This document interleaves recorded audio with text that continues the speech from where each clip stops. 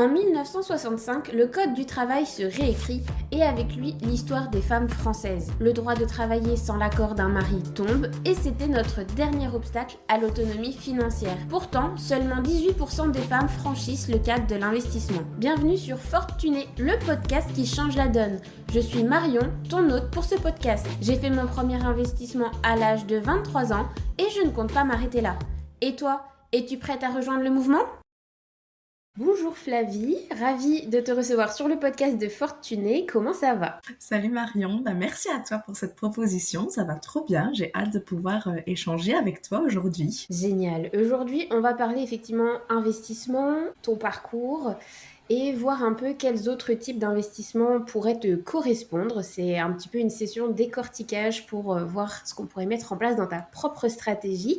Mais avant ça, est-ce que tu pourrais te présenter un petit peu pour que nos auditrices comprennent un peu mieux qui tu es ? Avec plaisir. Donc je m'appelle Flavie, j'ai 25 ans aujourd'hui, je vais sur mes 26 et je suis naturopathe.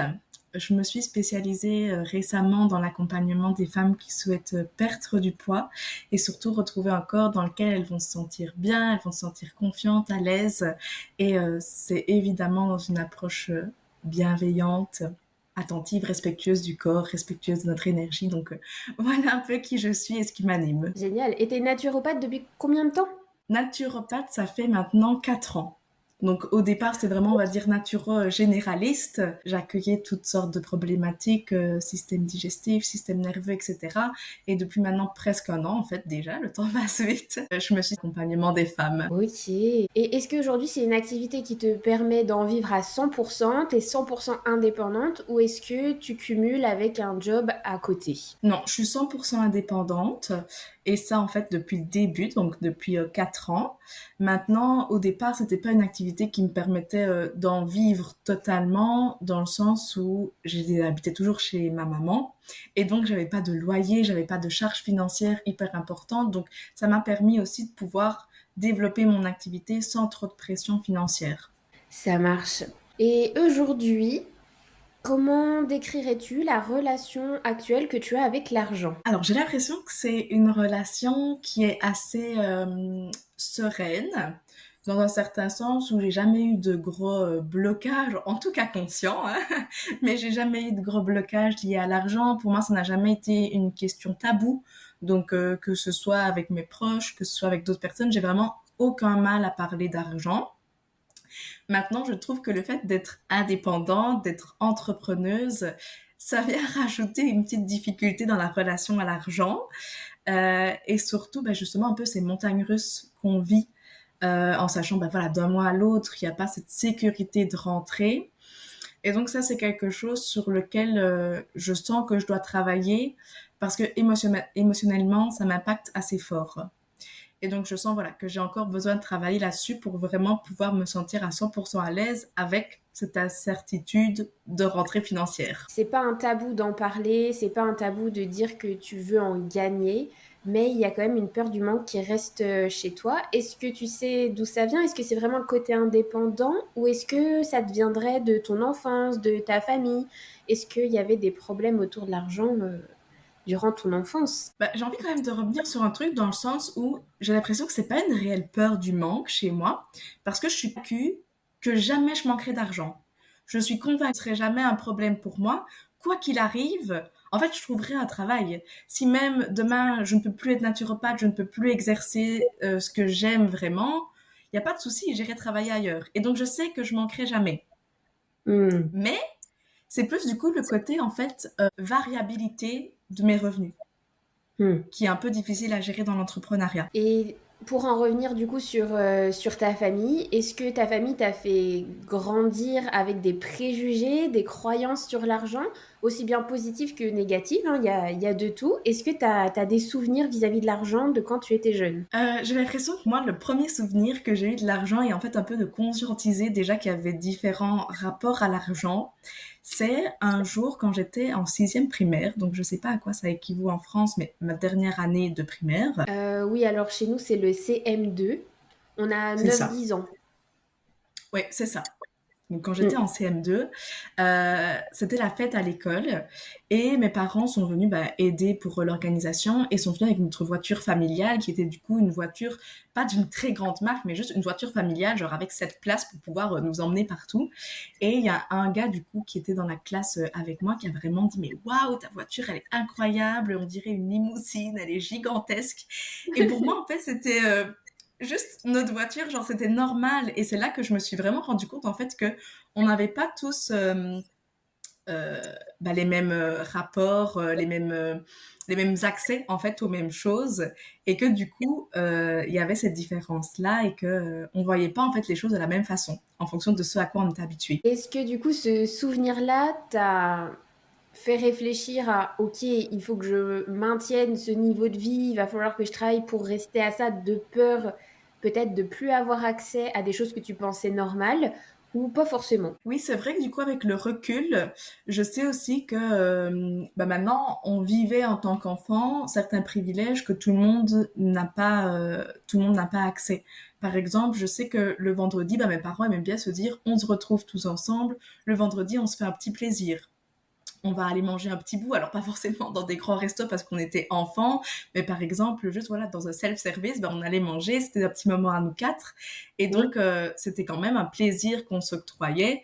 Je sais, tout le monde n'y a pas accès. Et donc c'est vrai que c'est un certain, on va dire, standing de vie que mes parents m'ont permis de vivre, et c'est un truc que j'aimerais poursuivre, c'est de se dire, voilà, quand on a envie de se faire plaisir, on n'est pas obligé de calculer et de tout compter, mais juste on se dit, je peux me l'autoriser.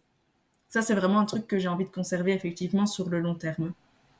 Ok, et comment tu as réussi à prendre conscience que tous ces petits moments-là, c'était pas indu, c'était pas forcément normal, que tes parents, voilà, je vais pas dire se sacrifiaient, mais travaillaient pour que ces moments-là soient possibles et vous permettent d'avoir des expériences extérieures à juste aller à l'école et rentrer à la maison et peut-être partir en vacances. Est-ce que c'est tes parents qui te pointaient du doigt? Regarde si tu travailles bien ce que tu pourras avoir, ou si tu travailles pas, tu ne pourras plus te payer ça. Est-ce que tu as eu une éducation financière de la part de tes parents, ou c'est toi, avec ce que tu as vu, qui a fait tes propres conclusions? En fait, c'est super intéressant. Enfin, je dirais qu'il y a eu vraiment deux parties dans mon enfance parce que mon papa est décédé, en fait, quand j'avais 10 ans. Et donc, Mm. forcément, il y a eu un avant et un après. Il y avait Oui. l'avant où on avait 2 salaires, il y avait l'après où du coup ma maman s'est retrouvée seule à devoir nous gérer, mon frère et moi. Et donc Mhm. là, ça a été vraiment en fait, malgré elle, malgré nous, enfin, de par la situation, des choses auxquelles on n'a plus eu accès, où c'était plus possible. Et donc, il a fallu vraiment retravailler un peu notre manière de vivre pour pouvoir rentrer dans ses finances et pouvoir continuer à avancer. Et donc, là, j'ai eu une forme d'éducation financière, pas qu'elle m'a donnée consciemment, je crois, mais de se dire, voilà, ce qu'on faisait avant n'est plus possible aujourd'hui. Oui.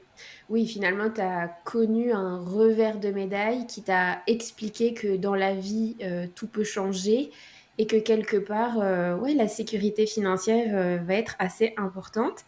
Eh ben, écoute, on a un parcours assez similaire. Moi, j'ai pas perdu mon papa à 10 ans, mais j'avais 20 ou 22 ans.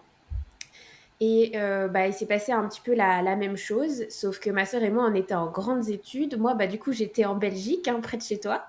Et Mhm. là, je me suis dit, OK, du jour au lendemain, ça se trouve, on m'a toujours dit que je pourrais avoir les études que je veux. Je savais, j'avais compris que c'était un grand luxe. En plus, c'était pas dans un pays qui était le mien, donc il fallait me loger. Et là, du jour au lendemain, moi, je me suis dit, OK, qu'est-ce que je fais si je peux plus aller à l'école, si on peut plus payer mes études, si en fait, là, il faut que j'aille prendre un taf pour travailler. J'avoue, j'ai eu assez peur et je me revois poser la question à ma maman. Maman, est-ce que je peux retourner à l'école, sachant qu'en fait, la rentrée scolaire était dans une semaine, dans 2 semaines, suite au décès de mon papa. Et je savais du coup pas trop si j'allais faire ma rentrée. Et là, ton cerveau, il switch et il se dit, OK, en fait, peu importe ce qui t'arrive dans ta vie, il va devenir urgent et important et prioritaire de te mettre en sécurité financière, quoi qu'il arrive. aujourd'hui, bah, c'est pas rare de perdre un parent. J'ai l'impression de croiser plein de monde à qui c'est arrivé. Donc c'est beaucoup plus fréquent qu'on ne le pense. On peut perdre son mari quand on sera plus âgé. Et effectivement, on peut aussi divorcer. On peut perdre son travail, on peut être malade, et c'est tout autant de choses qui font que la sécurité financière est d'autant plus chez les femmes est hyper importante, et c'est pourquoi j'ai fait ce podcast.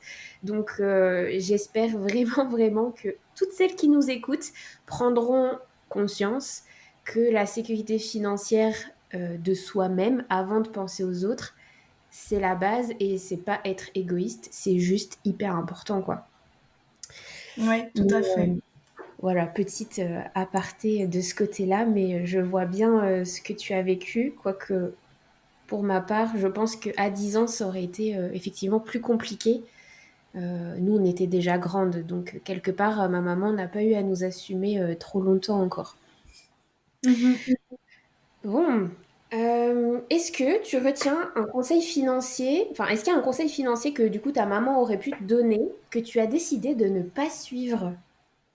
Ben, en fait, c'est très drôle parce que mes parents, par rapport à l'argent, étaient très différents.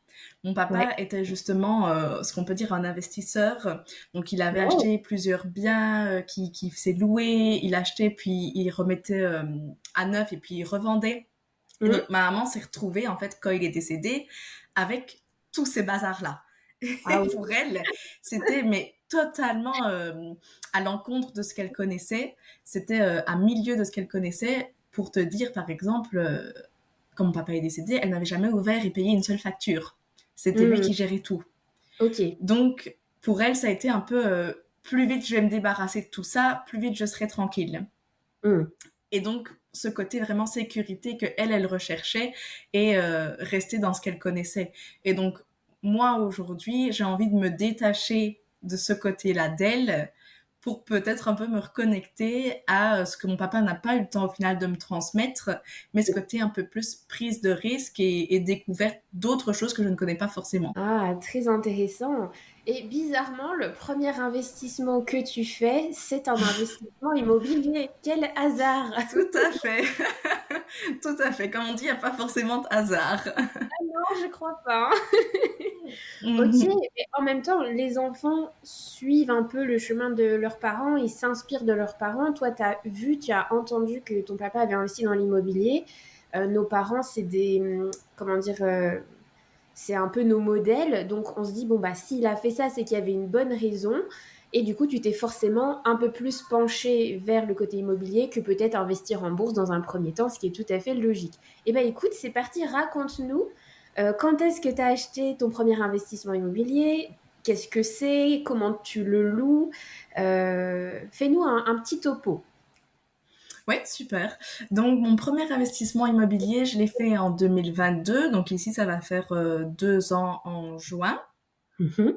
C'est un petit studio. Donc, vraiment tout petit, genre 35 mètres carrés.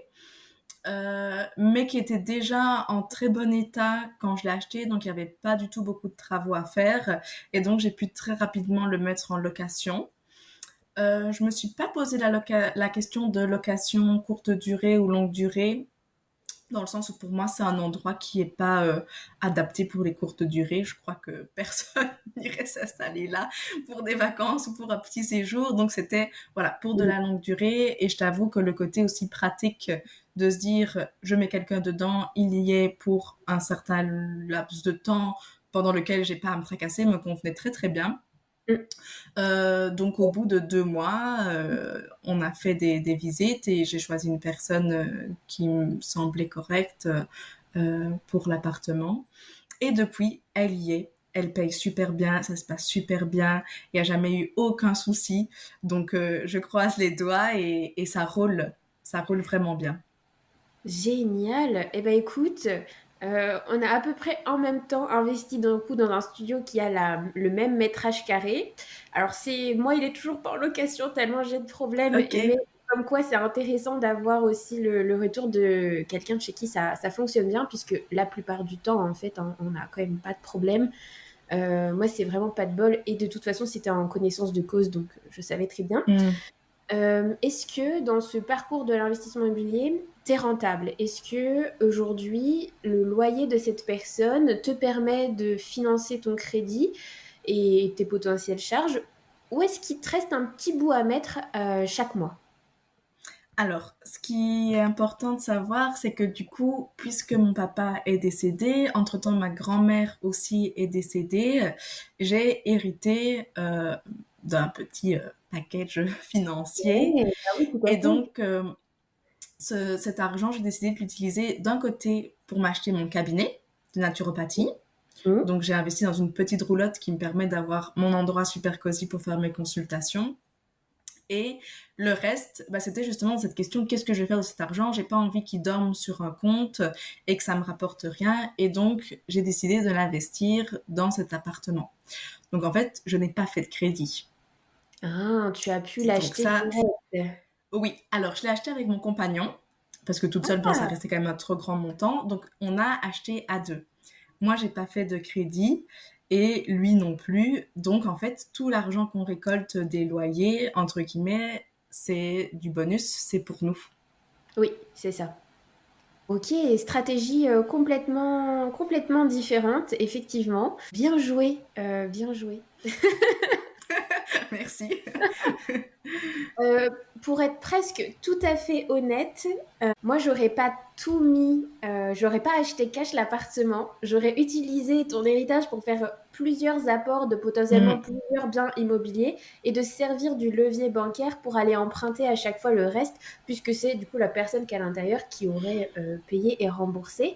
Ça t'aurait permis peut-être d'avoir un plus grand parc immobilier, mais encore une fois, ça demande plus de travail, plus de charge mentale. On Oui, n'a pas tous envie de devenir rentier ou rentière immobilière parce qu'au bout d'un moment, ça devient un job à part entière.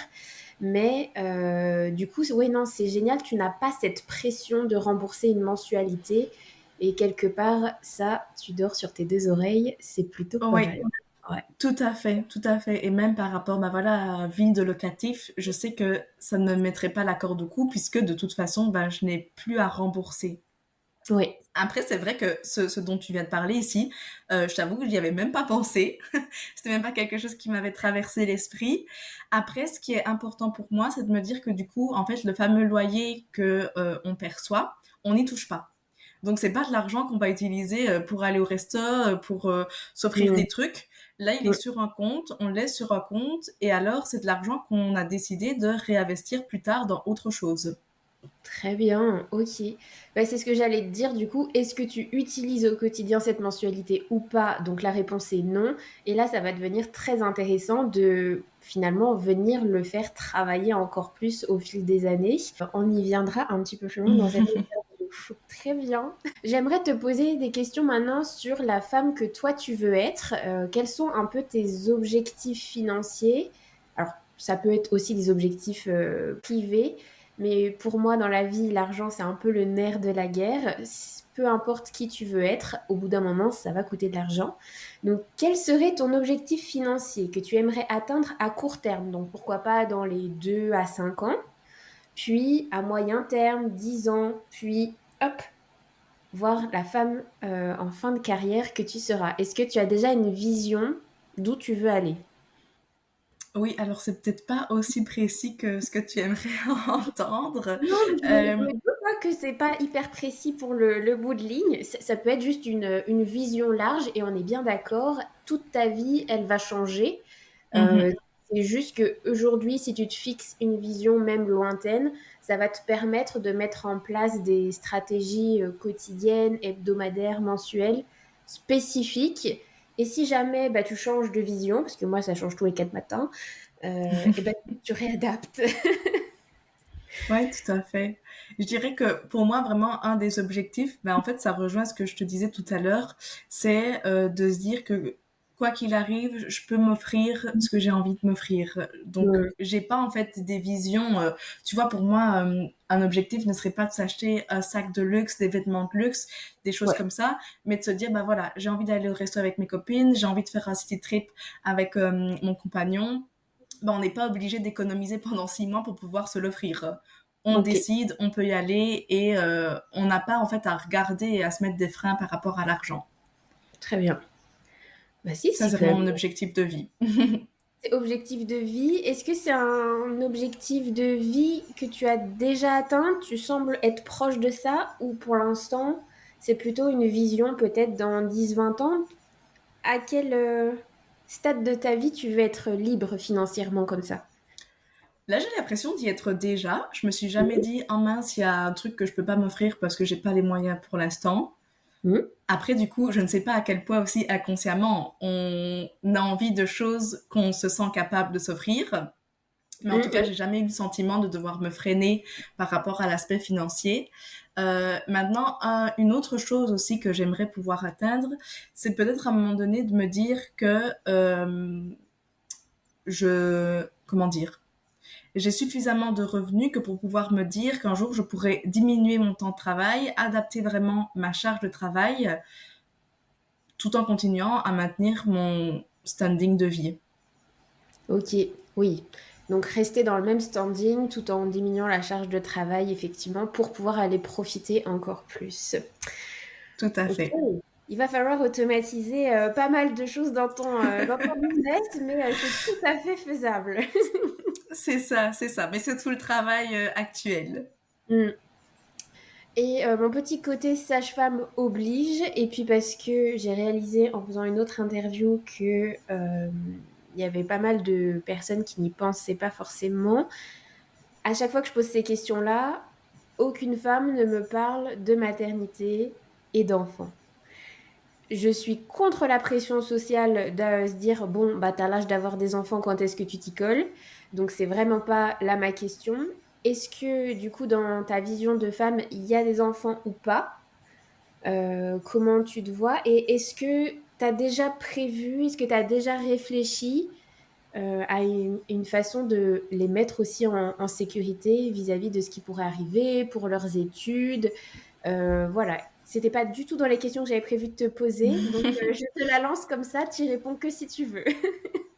Oui, ben là, il n'y a pas de tabou non plus. Pour moi, c'est pas quelque chose auquel j'aspire réellement de devenir maman et d'avoir des enfants. Après, je dis pas que ce sera jamais, mais en tout cas, c'est pas un souhait actuel. Du coup, je ne me suis pas projetée en fait dans cette possibilité-là. Ben, très bien. Eh ben, écoute, j'en profite parce que je reçois souvent des femmes au cabinet qui viennent me dire, il faut que vous me soignez. Ok. Pourquoi? Parce que je sais pas, j'ai 25, 27, 30 ans, je veux pas d'enfants. Et mon conjoint aimerait des enfants. Ma famille me dit que c'est pas normal de pas vouloir des enfants. Donc il faut que vous me soigniez parce que aujourd'hui je veux pas d'enfants et il faut que j'en veuille. Donc bah écoute, c'est très bien, j'adore ta réponse. Non, ce n'est pas un problème, ce n'est pas une maladie de ne pas Mhm. vouloir d'enfants. Donc si vous n'en voulez pas, soyez alignés avec vous et s'il vous plaît, ne faites pas un enfant parce qu'on vous explique qu'il faut en faire. C'est complètement débile. Donc vraiment, j'essaye de faire passer ce message-là à toutes les femmes qui nous écoutent. Et surtout, si vous avez dans vos entourages des nanas qui vous disent, je veux pas d'enfants, mais s'il vous plaît, foutez-leur la paix. C'est hyper Tout à important. fait. On n'imagine pas les dégâts que ce genre de phrases font chez les femmes et c'est nous, en tant que professionnels de soignants, enfin professionnels de santé, pardon, qui les récupérons à la petite cuillère au cabinet pour leur expliquer que tout ce qu'elles ont entendu, c'est complètement faux et que c'est OK de pas vouloir d'enfants. Et je posais surtout cette question parce que j'en ai qui me disent qu'elles en veulent un, deux, trois, quatre, et qui par contre ne prévoient absolument pas le budget et ne pensent pas aux conséquences financières que représente un enfant, et que ça se prévoit tout autant qu'une retraite, que d'acheter une grosse voiture, que de partir en voyage. Écoute, on n'abordera pas ce sujet-là puisque tu n'en veux pas, mais voilà, je lançais juste le sujet pour que ça fasse réfléchir toutes les auditrices qui nous écoutent. Mhm. Et tu fais bien de préciser effectivement se détacher de cette pression parce que c'est encore quelque chose qu'on a fort, qui est très présent et comme tu dis, c'est pas une obligation, on peut tout à fait choisir de ne pas en avoir. Ah ouais, non, compliment. Et on a le droit de changer d'avis aussi. Voilà. Aussi, tout à fait. C'est ok, ne vous sentez pas jugé d'en vouloir puis de changer d'avis et de pas en vouloir et de changer d'avis. C'est votre vie, vous en faites ce que vous voulez. Aujourd'hui, on a le luxe de vivre longtemps et de pouvoir avoir des enfants longtemps. On n'est pas obligé de les faire à 25 ans, hein. Si j'aimerais revenir sur ton investissement immobilier, est-ce qu'il y a un point négatif? Est-ce que tu as rencontré une galère que tu aimerais partager? Ou est-ce que vraiment c'était l'investissement idéal qui s'est trop bien passé sur toute la ligne? Ce qui a été un peu une galère, c'est qu'en fait, du coup, c'est un studio qui se trouve dans un immeuble avec différents appartements. On n'a pas de syndic, donc on se gère entre copropriétaires Mhm. et il y a eu une dégradation au niveau de la porte et donc ça a été un peu en mode mais ok, il faut qu'on la change et personne un peu qui prenait le problème à bras le corps. Hmm. Et donc voilà, heureusement il y a finalement un gars qui a fait les devis, etc. Mais sinon, ça c'est vrai que c'est quelque chose d'assez problématique. Nous, on est arrivé dans l'immeuble où ils avaient déjà leur fonctionnement, il y avait déjà pas de sadique, et donc on n'allait pas dire coucou, nous sommes les nouveaux, nous voulons tout changer. Ouais. Mais c'est vrai que ça peut être une situation problématique. Heureusement, de nouveau, je croise les doigts, il y a eu que ça depuis 2 ans. Et ça se gère assez bien au final. Mais c'est vrai que c'est quelque chose qui pose parfois question aussi, j'imagine. Eh ben, très bon sujet. Pour ceux qui ne savent pas, enfin pour celles qui ne savent pas, quand on a un immeuble, soit vous êtes propriétaire de tout l'immeuble, soit juste d'un appartement, vous n'êtes pas obligé d'avoir un syndic qui gère la copropriété, qui du coup sont des frais en plus.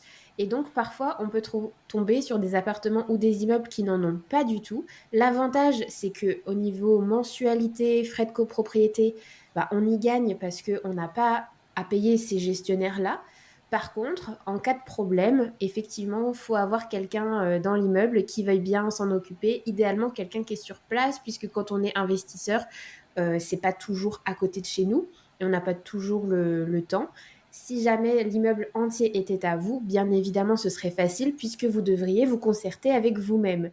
Donc, parfois, pour ceux qui visent d'acheter des immeubles entiers, ça peut être que 4 lots, voire des immeubles gigantesques, hein, vous faites ce que vous voulez, ça peut être intéressant de virer le syndic pour se retrouver du coup avec ses charges en moins et de faire par contre tout soi-même.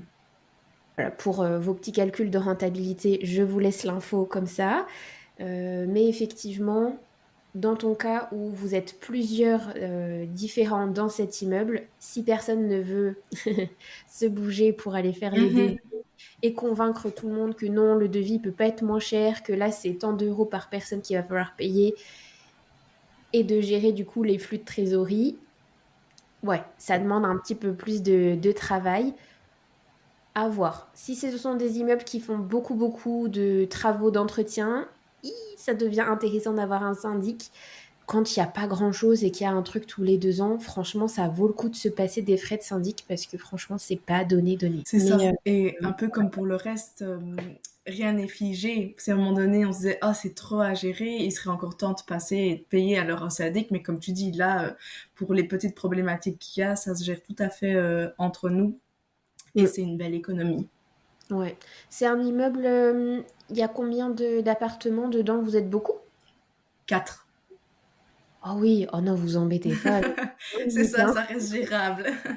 Bah, le problème, c'est quand il y a un des copropriétaires qui ne veut pas payer sa part, bah là, tout ce qui est, je vais pas dire frais judiciaires, mais voilà, de faire des relances, le mec veut pas payer, c'est là que ça peut être tendu, puisque du coup, on n'a pas la possibilité de faire appel à un syndic qui va gérer la galère pour nous. Mais bon, à 4 aussi, on réduit vachement les risques, quoi. C'est pas comme si vous étiez 10 ou 20 dans l'immeuble et que là, pour aller chercher 20 personnes qui doivent payer à temps, ouais, là, fallait un syndic, quoi. Donc, Tout à fait. c'est une galère et en même temps, un bon point en même temps de pas avoir les frais de syndic à payer. C'est ça. Donc franchement, j'ai pas de vraie galère à partager sur cet investissement. Jusqu'à présent, tout roule. Écoute, c'est magnifique, c'est bien. Mhm. Comme ça, tu fais aussi passer le message à nos auditrices que investir dans l'immobilier, bah, en fait, il n'y a pas toujours de galère. La majorité du temps, ça se passe bien. Et quand il y a des petits problèmes, parfois, c'est pas des gros problèmes. Les très gros problèmes, les impayés ou quoi, restent très minoritaires.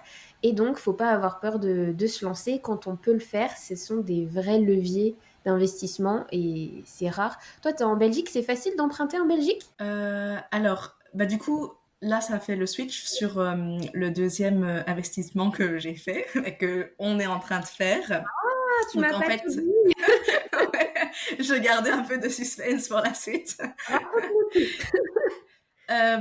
Donc ici, là, on a signé un compromis avec mon compagnon donc pour acheter une maison cette fois-ci, Mmh. qui sera notre résidence pour nous. Parce que là, en fait, l'appart, on l'avait acheté alors qu'on n'habite même pas ensemble. Ok. Donc là, c'est vraiment pour se dire, bon, on a envie maintenant d'habiter ensemble, de faire notre vie. Et donc, on voulait acheter. Là, évidemment, du coup, il faut emprunter. C'est un peu un autre budget. Mmh. Et donc, j'ai été assez étonnée de la facilité avec laquelle on peut emprunter.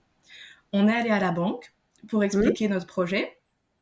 Et moi, je me disais déjà, bon, je suis indépendante, la banquière, elle va même pas me calculer, quoi.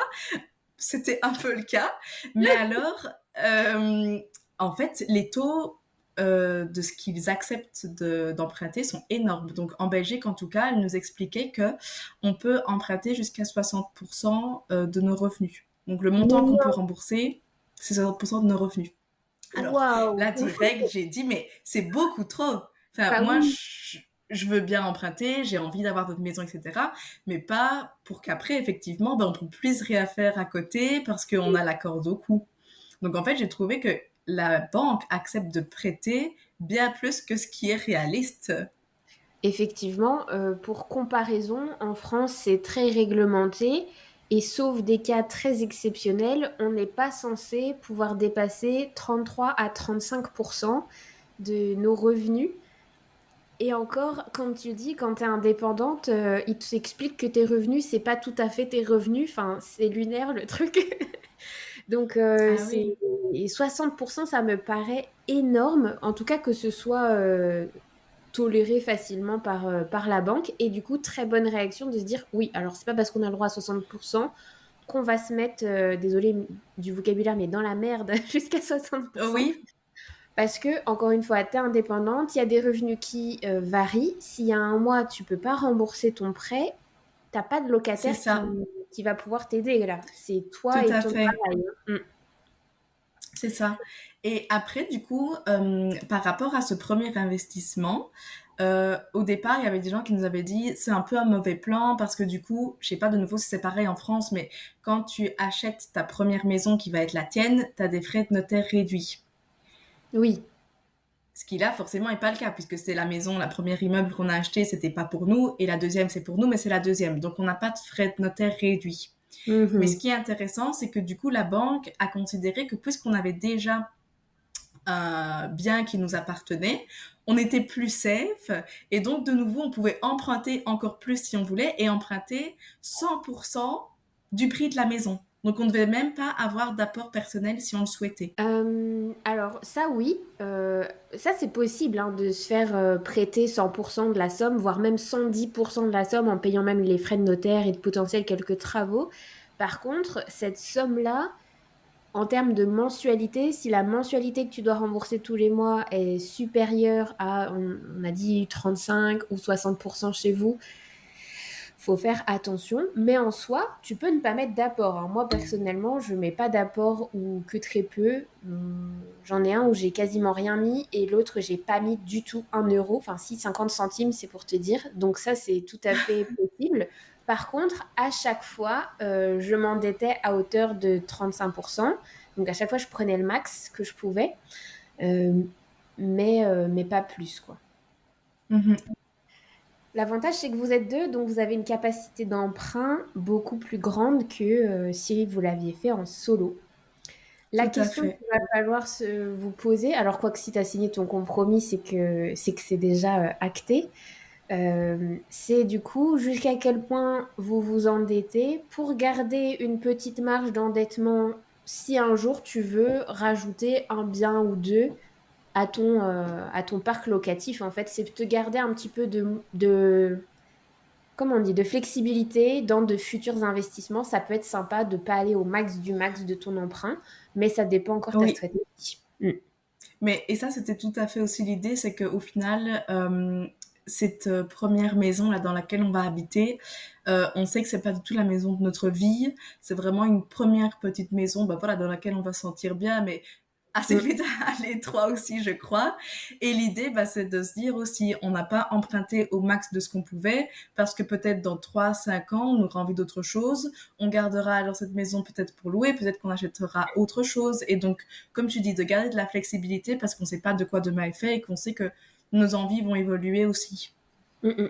Parce qu'effectivement, à partir du moment où on a investi, et ça c'est valable pour tout le monde, peu importe le pays, si vous voulez réinvestir derrière, reacheter de l'immobilier, il n'y a que deux moyens. Soit vous gagnez plus et vous n'avez effectivement pas besoin de revendre les anciens achats, soit euh, bah, vous les revendez, vous pouvez effectivement réinjecter l'argent et vous récupérez dans ce cas-là de la capacité d'endettement. Mais si on ne gagne pas plus et qu'on est au max de sa capacité d'endettement, vous ne pouvez plus acheter pour investir. C'est d'ailleurs pour ça que généralement on vous conseille d'investir d'abord dans du locatif avant d'acheter la résidence principale ou alors d'acheter une résidence principale et de ne pas manger toute sa capacité d'endettement avec pour se laisser un petit peu plus de flexibilité sur de potentiels futurs projets.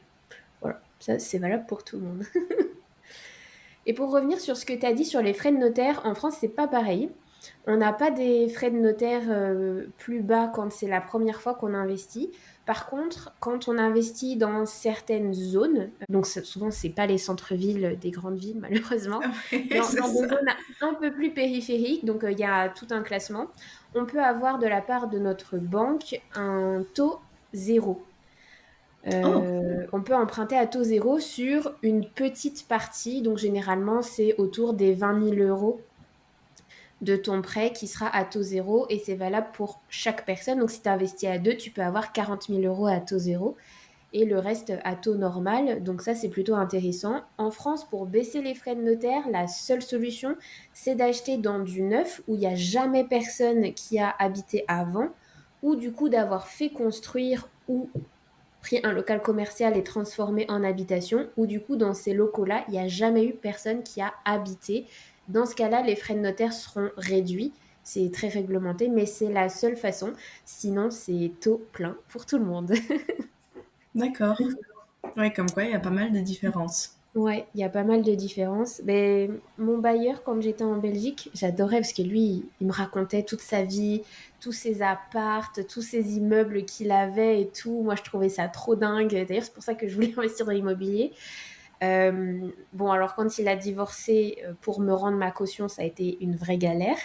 Mais sinon, ça avait l'air de plutôt bien marcher tant qu'ils étaient mariés. Et par contre, il me racontait que niveau imposition en Belgique, c'était quand même plus sympathique qu'en France. Je sais pas trop comment ça se danse chez toi. Là, tout est revenu de location. Est-ce que ça rentre dans ton impôt sur le revenu, par exemple? Non. Ah, En fait, je crois pas. Je t'avoue que je me suis jamais posé la question, mais j'ai l'impression que non parce que mes impôts sont calculés uniquement sur mon activité professionnelle et les revenus locatifs ne rentrent pas dedans. ah ouais? T'es sûr? Je mettrai pas ma main à couper, je t'avoue, parce Bah que écoute, j'espère pour toi parce que sinon tu vas te prendre une douille à la fin de l'année. non, puisque tu vois, ça, c'est la deuxième année, donc j'imagine Bah que oui, oui. si je m'étais trompée et j'avais oublié de le mettre dedans, j'aurais déjà... Et je fais faire mes calculs par ma comptable. Donc, Ok. elle doit bien s'y connaître, j'imagine qu'elle fait correctement son travail.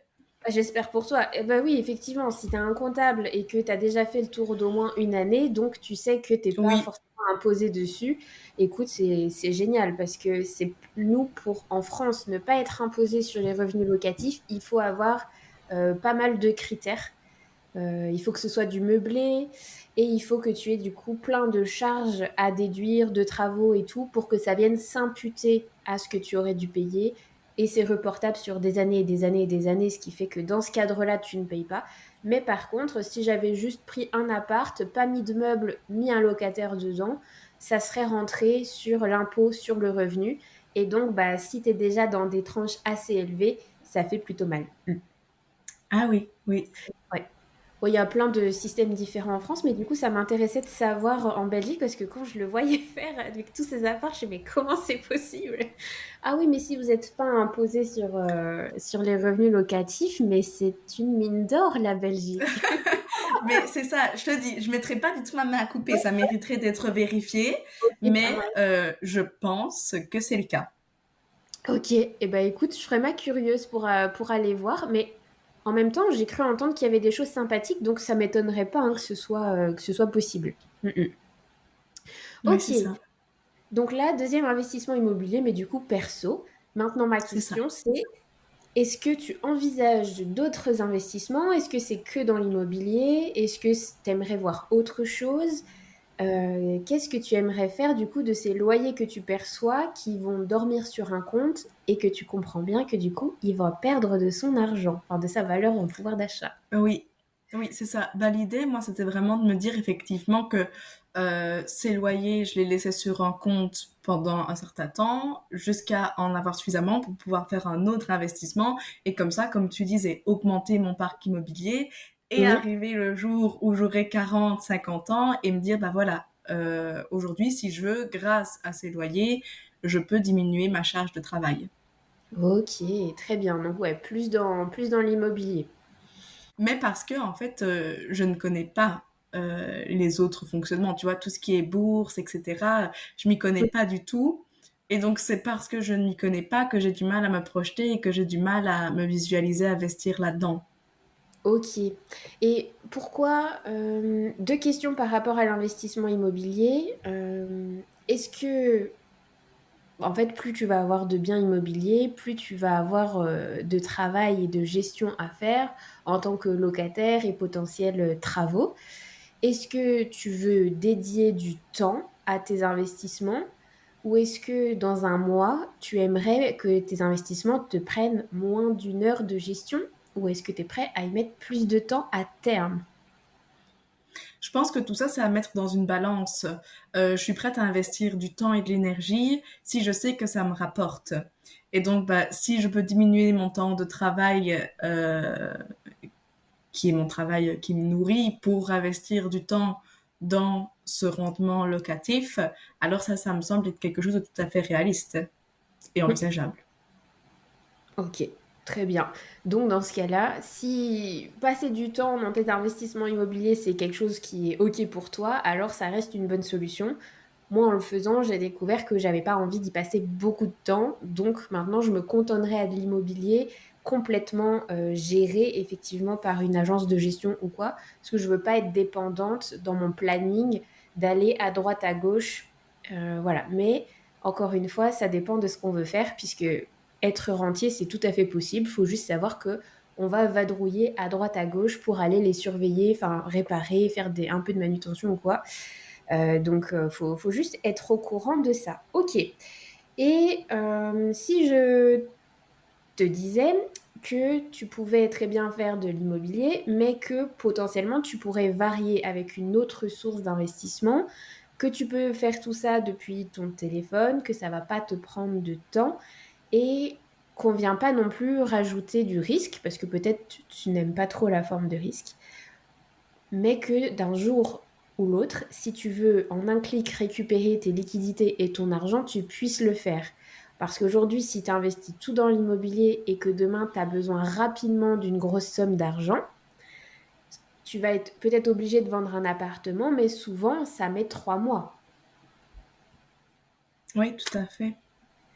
Donc, tu pourrais peut-être effectivement rajouter une petite forme de liquidité bien investie pour pas que ça perde de l'argent, mais que en 2 clics, 3 mouvements, tu puisses récupérer l'argent si jamais, bah, je sais pas, tu avais un gros truc à payer et que ce soit pour le plaisir, un gros voyage ou que ce soit, mince, j'allais dire pour des études, mais du coup non, parce que tu ne souhaites pas l'enfant. Mais je sais pas, Oui, une un maladie, accident, une un souci, maladie, tout à besoin fait. d'avoir une grosse opération qui est pas très bien remboursée, bah, en fait, en quelques clics, tu peux, ne pas avoir à vendre ton bien immobilier, quoi. Donc ça pourrait être une option. Est-ce que Mhm. je peux te poser toute une série, de questions? Tu essayes de me répondre du tac au tac et j'essaye de voir s'il y a d'autres formes d'investissement qui pourraient te convenir. Peut-être qu'on trouvera que l'immobilier, hein, on n'en sait rien. Oui, bien sûr, avec plaisir. Quel est ton objectif principal en investissant? Tu as 4 choix à chaque fois. Est-ce que c'est préserver ton capital et éviter les pertes? Est-ce que c'est de générer un revenu régulier? Est-ce que c'est d'augmenter ton capital avec une croissance modérée? Ou de maximiser le retour sur investissement avec une croissance très élevée? Je dirais que c'est la réponse 4. Donc maximiser le retour sur investissement avec une croissance très très élevée? Oui. Ouais, ok, très bien. Comment décrirais-tu ton expérience en investissement? Tu es débutante, tu as quelques connaissances de base, tu as une expérience modérée avec différents types d'investissements ou tu es une investisseuse expérimentée avec déjà une stratégie diversifiée? La 2, j'ai quelques connaissances. Ouais. Tac. Quelle serait ta réaction face à une baisse soudaine du marché? Tu es très inquiète, tu envisages de vendre tes investissements, tu es préoccupée, mais tu restes en place, tu restes calme et tu considères cela comme une fluctuation normale du marché, ou alors tu vois cela comme une opportunité d'achat. Euh, 3 ou Pas facile. 4. 3 ou 4, hein. Je les trouve Oui, très durs à dissocier, la 3 et la 4, donc j'avoue que j'aurais c'est mis comme ça, je tout. suis calme, ça ne me stresse pas. Oui, et Ouais. peut-être effectivement sauter sur l'occasion parce que tu sais que ça repartira après. Mm, mm. Ok, en tout cas, voilà, ça te fait pas peur plus que ça. Non, Comment gères-tu le risque? Tu évites le risque autant que possible. Tu es prête à prendre un peu de risque pour un rendement légèrement supérieur. Tu es à l'aise avec le risque modéré pour un potentiel de croissance plus élevé. Ou tu acceptes un risque élevé pour un potentiel de rendement plus élevé encore. je dirais la 3. Hmm. Combien de temps es-tu prête à investir ton argent? Moins de 2 ans, 2 à 5 ans, 5 à 10 ans ou plus de 10 ans? Entre 2 et 10 ans. Oui, donc ça peut être longtemps, mais 10 ans, oui, 10 ans, ça me paraît bien. Ouais, Max. ça marche. Pourquoi d'ailleurs aujourd'hui tu as 25 ans, pourquoi dans ta tête tu investis pas ton argent plus de 10 ans? Parce qu'en fait, je trouve que dans 10 ans, ma vie, elle pourrait être totalement différente. Ouais. Et du coup, je pourrais avoir envie et besoin d'autre chose. Donc, pouvoir refaire le point en disant, OK, voilà, l'argent me revient. Là, je refais le point pour pouvoir faire d'autres investissements qui pourraient plus répondre à mes besoins. Ok, oui, je comprends. Oui, oui. Tu veux pas d'emblée te mettre dans une stratégie qui ne porte que ses fruits si ça dépasse 10 ans, dans le cas où tu en aurais eu besoin avant. C'est ça. Ouais, ça se tient, j'avais pas pensé comme ça, mais effectivement, très bon raisonnement. Donc entre 2 et 10 ans, donc je mets réponse 2 et 3. J'aime bien, il faut choisir une réponse, mais on en choisit deux.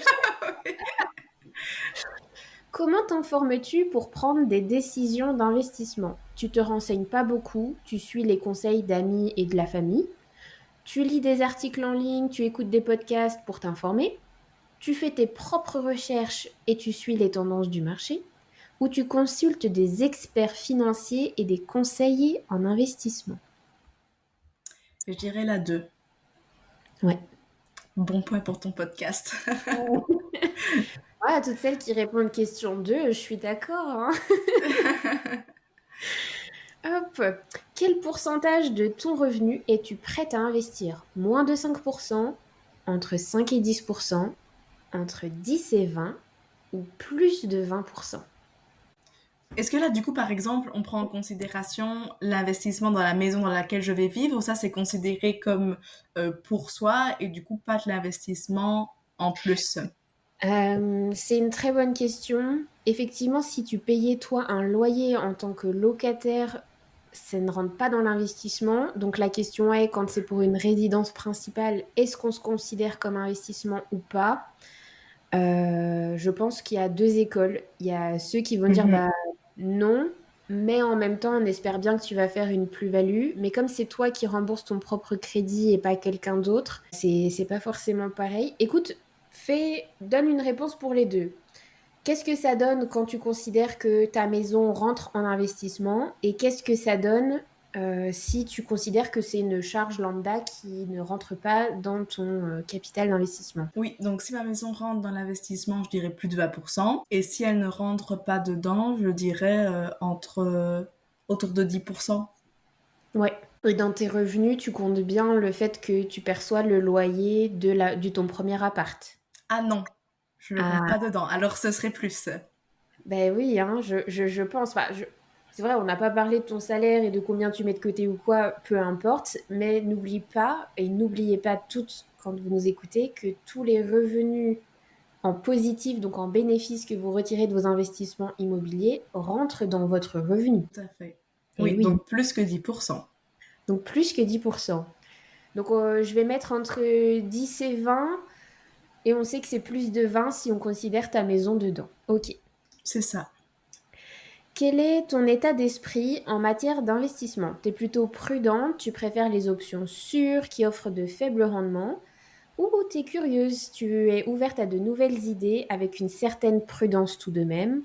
Plutôt audacieuse, tu es prête à expérimenter pour trouver une meilleure stratégie, ou très entrepreneur, toujours à la recherche d'investissements novateurs et à haut rendement? La 3. La 3. C'est marrant parce qu'elle ressemble à une autre question et on n'a pas toujours les mêmes réponses. Ah oui. Ok. Euh, D'après ce que je vois, et ça me paraît plutôt logique, disons que tu as une majorité de réponses, enfin, t'as un peu le cul entre deux chaises, comme je dirais. T'as quelques réponses qui montrent que t'as quand même une acceptation du prise de risque où on pourrait imaginer que tu pourrais aller vers des investissements risqués, mais tu as quand même une belle balance vers un profil aussi un peu plus calme. Ce qui fait que si on fait une moyenne, tu es plutôt sur un profil d'investisseuse qui va être plutôt modéré. Tu vas prendre des risques parce que tu sais que ça peut avoir un potentiel de croissance plus élevé, mais tu vas pas aller au max du risque. Tu vas vraiment essayer d'avoir à la fois le côté sécure et à la fois au rendement. Et ce qui est plutôt très intéressant, c'est que tu n'as pas peur visiblement des fluctuations du marché, des marchés qui pourraient baisser. Tu sais que c'est normal et que ça va repartir. Ça, c'est assez intéressant. Et tu épargnes vachement, enfin tu mets en investissement quand même vachement d'argent. Pas tout le monde a la capacité de pouvoir mettre autant et c'est vraiment le pourcentage idéal pour pouvoir faire de belles choses, surtout bah, en 10 ans ou un peu moins de 10 ans. Ouais, tout à fait. Impeccable. Chouette. C'est plutôt pas mal. Alors si je me base sur ça, dans ce cas de figure-là, j'ai envie de dire effectivement l'immobilier, tu t'y es bien retrouvé. Pour autant, l'immobilier, c'est pas très risqué, c'est plutôt vu comme une valeur plutôt sûre. Et comme je te l'ai dit tout à l'heure, c'est pas très liquide. Donc, puisque tu as quand même, enfin, j'ai l'impression que tu as bien travaillé le côté sécuritaire pour aussi investissement long terme, voilà, à tes 40, 50 ans, ça sera tout bénef, tu pourras complètement changer de vie si tu le veux. Ça, c'est déjà opérationnel, tu sais le faire et tu le fais bien. La question est-ce que ça pourrait pas t'intéresser de peut-être aller chercher quelque chose avec un plus haut rendement? Puisque généralement, l'immobilier, on s'attend à un rendement, parfois des plus-values à la revente, mais ça reste quand même assez plafonné. En même temps, on sait que c'est stable. Et qu'est-ce que tu penserais de mettre le nez un peu côté bourse finalement? Bah, c'est ça à quoi je m'attendais en discutant avec toi aujourd'hui. Donc, je suis tout à fait ouverte et comme je te disais, c'est parce que j'y connais rien que j'ose pas, mais très Ouais. certainement que en sachant un peu comment ça fonctionne et peut-être ce qu'il y a à faire, ce qu'il y a à ne pas faire, mon côté qui a besoin de sécurité serait rassuré. Bah, en fait, c'est ça. C'est que en bourse, c'est comme l'immobilier. Ça fait des décennies que ça existe. On sait comment les marchés fonctionnent. Et il y a différentes stratégies d'investissement en bourse qui peuvent te permettre soit d'avoir une stratégie très risquée, une stratégie modérée ou une stratégie beaucoup plus calme. En fait, dans chaque investissement, tu as la possibilité d'avoir différentes strates de risque. Aujourd'hui, tu fais de l'immobilier avec de la location longue durée. Tu as appris l'investissement immobilier qui est du coup le plus safe, on va dire, qui prend le moins de temps, le moins de gestion et avec lequel généralement on trouve le moins de problèmes. Tu aurais mis un Airbnb où il fallait avoir d'énormes charges de gestion, c'était déjà pas la même chose. C'était un peu plus risqué parce que faut faire venir tout le temps des nouveaux locataires, mais potentiellement tu avais un potentiel rendement plus haut. Alors, sauf si la géolocalisation, comme tu l'as dit, le permettait pas. Oui. Du coup, tu as le côté immobilier safe et tu as pris la stratégie hyper safe. Ça pourrait être intéressant, se diriger vers de la bourse avec quelque chose de modéré. Ce qui serait intéressant, c'est d'aller chercher à la fois un petit peu d'action, donc ça peut être que 20-30%, 50% si vraiment tu veux jouer le jeu à fond et prendre un peu plus de risques, mais surtout d'aller mettre peut-être 50 à 70% de ton portefeuille sur des ETF. Est-ce que ça te parle le mot ETF ou est-ce que je réexplique un petit peu? Ça ne me parle pas du tout. Ça te parle pas du tout, ça marche. On refait du coup un petit résumé vite fait avec des mots simples. Les ETF, quand tu achètes un ETF par exemple, eh ben, cette somme, donc mettons 100 euros, va être prêtée, on va dire, à un fonds d'investissement qui va s'occuper lui-même de dispatcher cet argent dans les différents investissements que lui, il fait. Donc, tu as des ETF qui font que de l'immobilier. Tu en as comme le S&P 500 qui investit sur les 500 plus grosses entreprises américaines. Tu as des ETF qui répliquent le CAC 40. Donc, chez nous, en France, c'est les 40 plus grosses entreprises françaises. Et plutôt que d'aller acheter une entreprise par-ci, une entreprise par-là, donc sous forme d'action, tu mets une somme qui va être toute seule, diversifiée, et donc le risque va être lissé dans différentes entreprises. L'avantage, c'est que les plus grands ETF, les plus connus, ça fait très très longtemps qu'ils ont prouvé leur valeur, qu'on sait comment ils se comportent et qu'il y a quand même de très rares années sur de longs cycles d'investissement où c'est en négatif et que la majorité du temps, ils sont en positif. Et ce qui est génial, c'est que comme je te l'ai dit, tu peux faire ça, ça te prend moins d'une demi-heure tous les mois sur le montant que toi tu souhaites, en quelques clics sur ton téléphone. Et le jour où tu veux revendre, en quelques clics, c'est dans ta poche en fait. Mhm. Donc ça pourrait être plutôt intéressant. Pour ça, il faut apprendre à repérer les bons ETF et les bonnes actions, bien évidemment. On n'y va pas tête baissée. Mais c'est aussi pour ça que le podcast est là. Tout à fait. Et du coup, concrètement, tu télécharges une application où tu retrouves tous les ETF et où tu choisis après d'acheter et de revendre. Exactement. En fait, alors je ne sais pas comment ça fonctionne en Belgique, mais nous en France, on a deux possibilités. On a ce qui est valable dans le monde entier. On appelle ça du coup des exchanges ou des brokers. C'est donc une application comme l'application de ta banque sur lequel tu vas faire un virement comme si tu faisais un virement à moi ou le virement que je t'ai fait l'autre jour. Ça fonctionne de la même façon. Et ça va apparaître sur ton compte et tu vas choisir quelles actions ou quels ETF tu veux acheter d'un simple clic, tout simplement. Et du coup, tu vas constituer comme ça un portefeuille qui va être finalement que le résumé de toutes les lignes de ce que tu as acheté. Et si tu as acheté plusieurs actions d'une même entreprise, tu vas juste voir le nom de l'entreprise avec le chiffre, le nombre d'actions que tu as. Et ça va te dire bah, combien tu les as achetées, à quel prix c'est aujourd'hui. Est-ce que du coup tu es en train de faire une plus-value ou est-ce que tu es en train de faire une moins-value parce que aujourd'hui ils ont fait un mauvais score, peut-être. Et l'idée, c'est que dans 10 ans, peut-être quand tu les revends ou que tu revends une partie, tu fasses des plus-values sur chaque ligne que tu revendes. Et nous, en France, on a aussi une deuxième possibilité, c'est qu'on peut ouvrir ce qui s'appelle un PEA. Je ne sais pas si ça existe en Belgique, mais je pourrais regarder si tu veux, je te donnerai l'information. C'est pareil, ça permet d'acheter en bourse. Nous, c'est uniquement du coup sur les marchés européens et français. On a un montant qui est... tu as un plafond, tu peux pas mettre plus de... Alors je crois que c'est 150 ou 175 000 euros. Mais là, ils sont en train de vouloir le passer à 250 000 euros par personne. Donc déjà, tu peux faire vachement de choses. C'est ça. En contournant un peu, tu peux aller chercher des ETF monde qui sont en dehors de l'espace européen.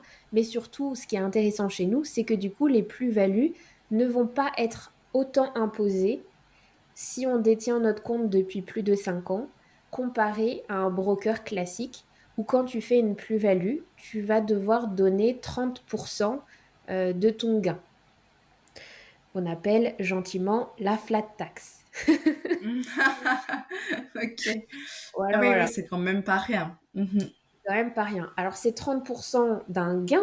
Tu ne payes pas 30% de la somme que tu revends, hein, on est bien d'accord. Ce n'est uniquement que sur la plus-value, mais c'est quand même pas rien. Ce qui est assez sympa avec le PEA en France, c'est qu'on va descendre au bout de 5 ans à 17,2% au lieu de 30, ce qui est tout de suite plus supportable. Oui, ok, Mais, super. euh, mais voilà. Sinon, bien évidemment, sur le même principe, tu as les crypto-monnaies, mais là, tu es sur quelque chose d'encore un peu plus risqué.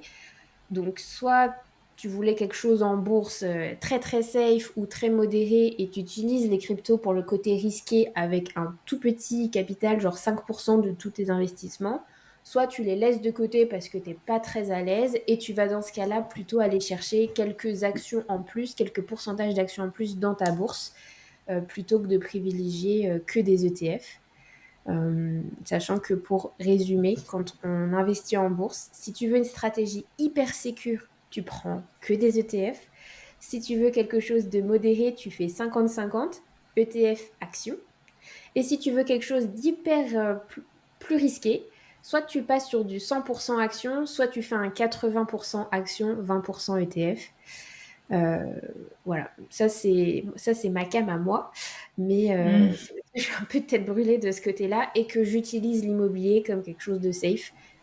Donc voilà, c'est chacun sa stratégie d'investissement. C'est vraiment pas très compliqué à apprendre, c'est à la portée de toutes. C'est c'est rentable sur un long terme. Faut pas s'attendre à les revendre dans 2 ans. Peut-être ça marche, mais peut-être bah, on passe un Covid, on passe Mhm. voilà, guerre en Ukraine ou quoi, qu'il faut un peu chuter les marchés. Donc généralement en bourse, c'est bien si tu prévois d'y être pendant plus de 5 ans. D'accord. Donc Oui, voilà. c'est vrai que c'est bon à savoir aussi pour garder liquidité ou pas, comme tu disais aussi, en fonction de ce qui est prévu dans les années à venir. Mm, mm. Ça, et puis bah, peut-être que à force d'avoir des investissements immobiliers comme tu sembles parti pour le faire, tu vas avoir pas mal de rentrées d'argent. Et on n'oublie pas que les livrets, et je pense que c'est pareil en Belgique, les taux d'intérêt qu'on te propose sont pas énormes.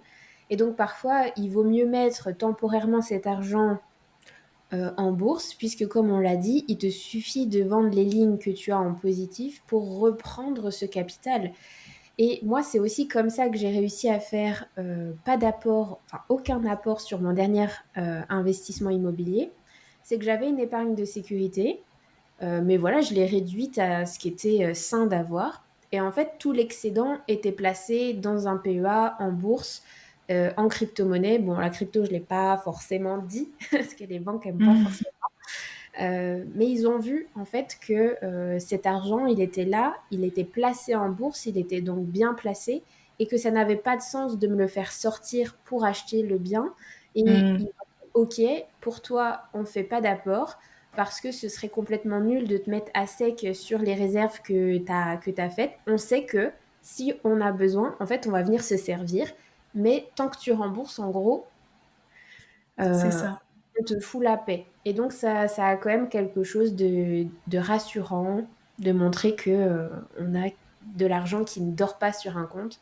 Quand le banquier, il voit que tu as des sommes astronomiques qui dorment sur des livrets qui ne rapportent pas, oui, bah, il n'a Mhm. qu'une envie, hein, c'est de te les prendre parce que lui, il sait très bien ce qu'il va pouvoir en faire.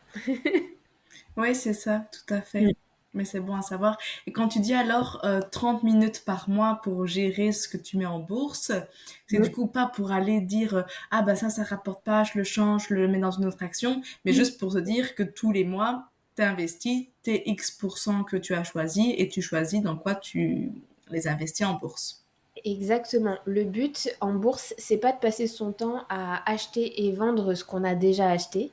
Le but, c'est d'acheter une action ou un ETF qu'on va garder sur le temps pour qu'on lui donne sa chance de performer. Les 30 minutes que je vais prendre par mois, c'est effectivement, moi j'ai un virement automatique. Tous les mois, quand mon salaire que je m'auto-verse, comme toi du coup, tombe sur le compte, j'ai X centaines d'euros qui partent en bourse. Quand je reçois ma petite notification que c'est bien arrivé sur mon PEA ou sur mon broker, je fais juste mes investissements où j'achète tel ou tel ETF en fonction du montant, de ce que je veux faire, de l'équilibre qu'il y a dans mon portefeuille. J'y passerai peut-être un petit peu plus de temps les mois où j'ai envie d'aller chercher de nouvelles actions que je ne connais pas et d'aller les étudier un petit peu pour savoir si c'est un bon plan. Dans ce cas-là, je vais mettre 1 à 2 heures, mais c'est vraiment peut-être 2 à 3 fois dans l'année parce que j'aurais eu envie d'aller chercher autre chose et un autre secteur. À partir du moment où tu as trouvé les ETF qui te plaisent, et en vrai, on a tous les mêmes parce que bon, on prend tous les plus safe et ceux qui sont là depuis le plus longtemps. Ça te prend 10 minutes à tout casser par mois de mettre ces liquidités à travailler. Tu fermes ton application, tu la regardes pas parce que ça sert à rien de se prendre le chou. C'est le résultat dans 5 ans qu'on veut voir, pas Mhm. demain. Et c'est aussi simple que ça, quoi. Donc, Oui, en termes techniques, ça demande pas d'être un génie de l'informatique. Et ça protège quand même pas mal ton argent de l'inflation. oui, c'est ça. Ouais, c'est super intéressant. Donc, et puis le jour où tu veux le remettre en investissement immobilier, tu peux vendre. Tu sais que tu vas avoir peut-être une perte de 30% des gains, mais en même temps, ces gains-là, tu les aurais pas eus si ils dormaient sur un livret classique. Donc, ça peut être une solution.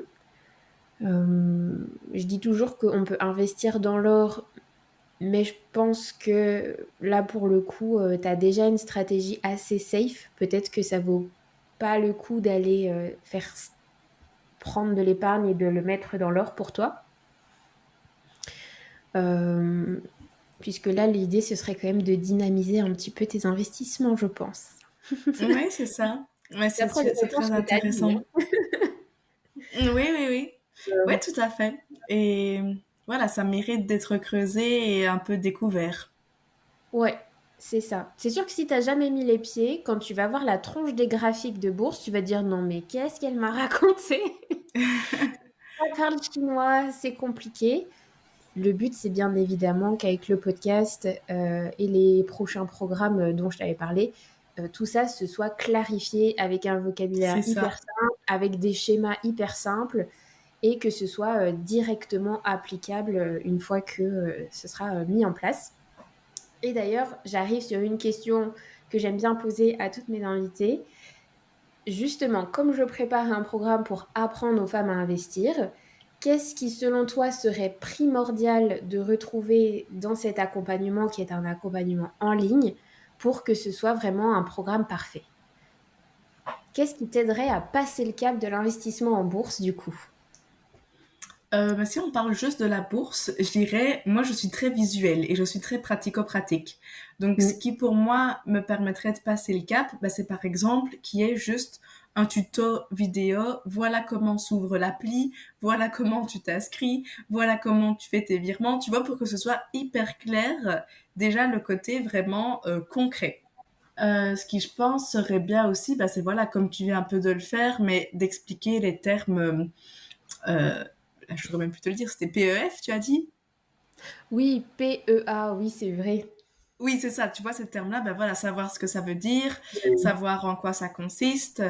Ouais, peut-être une échelle aussi, de se dire, tiens, dans la sécurité ou dans le risque, chacun se trouve à tel niveau. Ouais. Ouais. Voilà, je pense à Bon, ben, ça. écoute, sois rassurée, tout ce que tu viens de me dire est effectivement prévu au programme. Génial. Comme quoi, tu sais ce qui est important aussi et tu as déjà bien réfléchi à ce programme. Mais non, mais c'est hyper important d'être sûre que j'ai pas inventé ce qui serait nécessaire et que on est bien raccord sur ce qu'il faudrait pour passer à l'action. J'ai pas envie d'être comme je le dis souvent, j'ai pas envie de vous expliquer ça avec mon costume 3 pièces, une cravate et des mots hyper compliqués pour vous expliquer à quel point vous n'y connaissez rien en fait. Non, c'est pas le but. Mhm. J'ai détesté suivre ce genre de formation et j'essaye vraiment de créer le programme qui va pouvoir parler à n'importe quelle femme, de n'importe quel niveau social, à partir du moment où tu as quelques dizaines, ne serait-ce que quelques dizaines d'euros tous les mois à placer, tu y trouveras un investissement qui correspond à toi. Donc vraiment découvrir sa propre stratégie. Et comme tu l'as dit, avec des vidéos tuto hyper simples où vraiment je te montre mon ordi, comment on achète une action, comment on achète un ETF, ça se présente comment, c'est quoi la fiscalité derrière quand je revends et simplement juste te montrer pratico-pratique qu'est-ce que tu vas faire comme action avec tes doigts tous les mois sur ton téléphone. Ça, Oui. c'est prévu. J'ai pas prévu de vous faire un cours d'amphithéâtre de 2 heures où il y aura que des mots scientifiques perchés. C'est hyper simple de choisir ce qui est bien ou pas bien comme action et comme ETF. Donc l'objectif, c'est de synthétiser et simplifier tout le processus de recherche et après juste vous apprendre à passer à l'action en 2-3 clics tous les mois. Et par contre, dans 10 ans, ça aura changé des vies. Ouais, c'est ça, mais c'est génial. Et je pense aussi à un autre truc. Maintenant, tu vois, il faut voir si ça a un réel impact. Mais je Hmm. trouve que dans beaucoup de programmes, justement, c'est basé avec la législation française. Et que du coup, avoir des informations sur concrètement ce qui est différent en Belgique, ça peut Hmm. être intéressant. Ça peut Eh être un ben, petit plus. écoute, quand je vais voir qui écoute le podcast dans le monde, j'ai une petite map monde et je vois quand même que vous êtes quelques-unes en Belgique. Alors, c'est évident, et puis parce que Belgique, c'est mon pays de cœur quand même, je pense que c'est évident qu'on va devoir faire un petit tuto, un petit parallèle avec la Belgique. Et puis, je vais voir un peu les pays francophones, voir ce que je peux trouver. La Belgique, c'est facile pour moi de prendre les informations. Point d'interrogation sur tout ce qui va être suisse. Je sais pas si on fera le Québec ou quoi, ou alors il faut vraiment que j'arrive à trouver les informations Oui, c'est simples. ça. Et puis qu'à chaque fois que je donne une information, je la donne pour tous les pays francophones, effectivement. Mais l'avantage avec la Belgique, c'est qu'il n'y a pas grande différence. Le plus souvent, ça se rejoint assez. Si ce n'est le PEA, donc le plan d'épargne en action, je ne sais pas du tout s'il existe en Belgique. Mais sinon, l'histoire de la flat tax à 30%, je crois que malheureusement, elle concerne un peu tout le monde. Ouais, Mais c'est oui, ça. je te ferai une partie belge, il n'y a pas de problème. Merveilleux. Est-ce qu'il y a quelque chose d'autre que tu voulais partager avec nous avant que je te pose une petite dernière question de la fin? Bah non, écoute, ça me paraît bien. On a fait déjà un bon tour de pas mal de choses. Hmm. Et puis moi qui pensais que tu n'avais pas fait d'investissement, découvrir que tu en as deux, c'est génial. Je découvre en C'est même temps ça, la deux petite trucs, hein. surprise. Tout à Tu fait. l'avais bien caché celle-là. Ok, alors pour finir, qu'est-ce que ça veut dire pour toi être fortunée? Hmm. Hmm, c'est une bonne question. Je dirais que pour moi, ça veut dire, ça va au-delà de juste l'argent, ça va vouloir dire être bien dans ses baskets, être forte soi-même et bah oui, avoir confiance en soi, avoir cette stabilité qui peut passer par l'argent, qui peut passer par autre chose aussi, mais ouais, être forte à tous les Ouais, pour niveaux. à tous les niveaux, exactement. Oui, et c'est très vrai, être fortuné ne peut pas se résumer qu'à l'argent. Il y a effectivement tous les autres aspects de la vie qui comptent. Impeccable. Merci beaucoup, Oui, Flavie. et un peu aussi cette idée de se dire, tu vois, il y a la fameuse phrase «l'argent ne fait pas le bonheur». Ça, j'en Ouais, suis convaincue.